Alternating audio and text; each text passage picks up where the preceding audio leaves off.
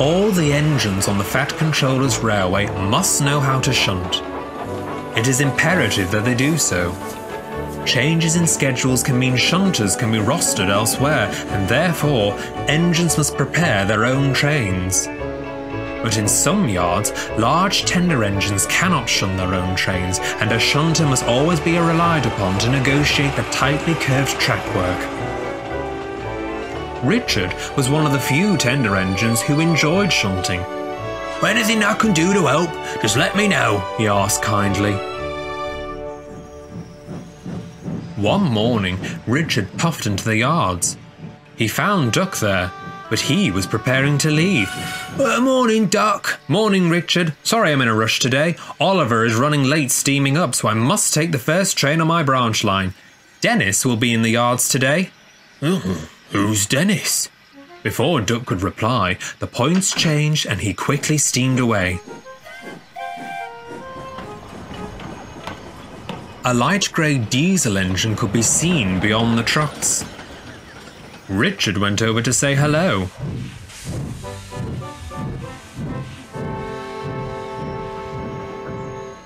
He was most surprised when he realised who Dennis was. "So it's you!" exclaimed Richard. "I haven't seen you in years. How have you been?" "Oh, you know, keeping a low profile," smirked Dennis. "Well, I thought you were scrapped." "Oh, no, not at all. After my long 10 years of dedicated service, I found myself resting peacefully in a shed. I was rudely awoken and told I was purchased by the Fat Controller, and now, here I am." Richard gave a small smile. "Oh, thanks for arranging these then, Dennis," said Richard. "You're most welcome," replied Dennis sweetly. As Richard puffed away, Dennis didn't admit that it had been Duck who had prepared his train.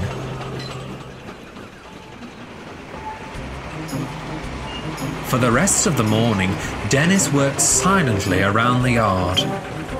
Everything seemed to be going well, until all of a sudden, Dennis had a change of heart. "Oh, I can't be bothered doing this anymore," he groaned. "Can't another engine do it?" "You're a shunter, and you're the only one available," huffed the yardmaster, "so you must do it." "Can I have a rest? I've been working all morning." To be fair, his fuel tank is low. "It'll need topping up," said his driver. "Very well, off you go then," said the yardmaster. Dennis, pleased to be getting the chance of a rest, hurried away.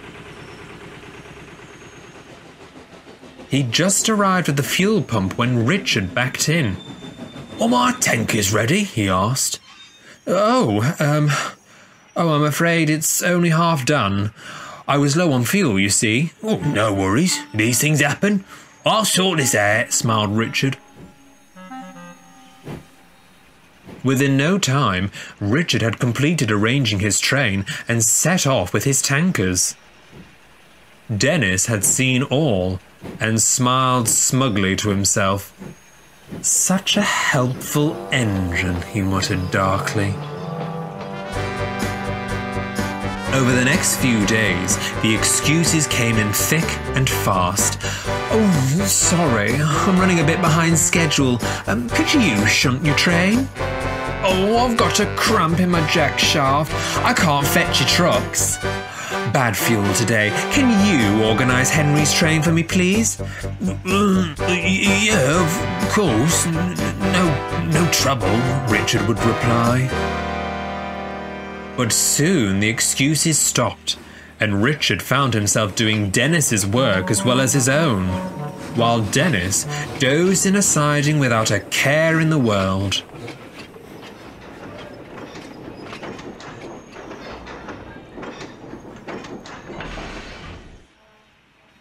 Richard had just arranged a train for Murdoch when Duck puffed in. "What are you doing?" he asked.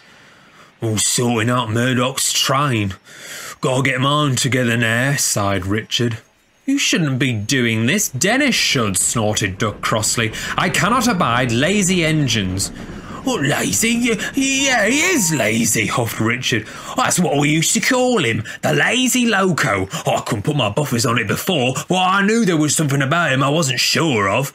He used to work the catering line, shunting and hauling freight. He's actually a very capable engine.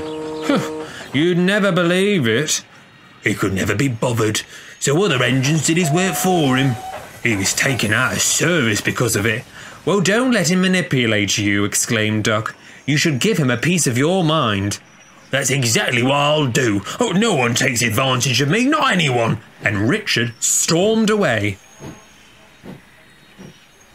But Dennis was nowhere to be seen. Annoyed, Richard went to start arranging his goods train. The only brake van left in the yard stood at the bottom of a siding with a sharp curve in it. Richard began backing towards it. He was too cross to notice the curve. His tender screeched round, but Richard didn't. His large wheels couldn't withstand it, and with a loud clang, forced him right off the rails. Richard stood hissing steam straddling the rails. The noise was heard around the yards, which in turn brought Dennis back. What's happened to you? He asked disdainfully. Richard lost patience. What's happened? I've come off the rails, that's what's happened. All because of your bone idleness. You've been given a second chance to prove yourself and you've thrown it away. All those scrapped engines from the old days would have given anything to be in the position you're in there. You don't deserve to be here. I don't deserve to be here, he said quietly. Richard suddenly felt very guilty. I didn't mean it like that, he stuttered, ashamed. But there's still time to prove yourself. Dennis thought for a moment. Just then, Donald arrived in with a van train. Dennis looked at his brake van. Leave it to me, he said softly.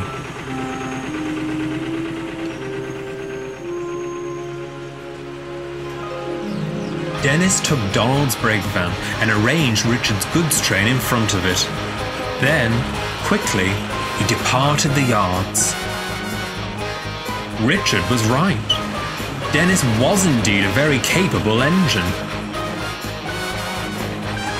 He hurried along the main line, taking the other engines by surprise. No one had ever seen Dennis haul a train before. He made good time as he arrived at the other end of the line.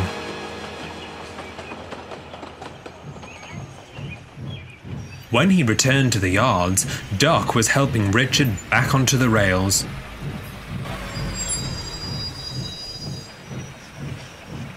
Dennis, I wanted to apologise, said Richard delicately. I shouldn't have said what I did, or I've gotten so angry. I'm so sorry. I'm the one who should be sorry. I took advantage of your kind nature. You, more than anyone, deserves to be here. More so than me. No, please don't think that. You do deserve to be here. We all do, pleaded Richard. Perhaps, said Duck. Richard's words have given you something to think about, such as your place on the railway and what you can really do. Dennis silently and somberly agreed.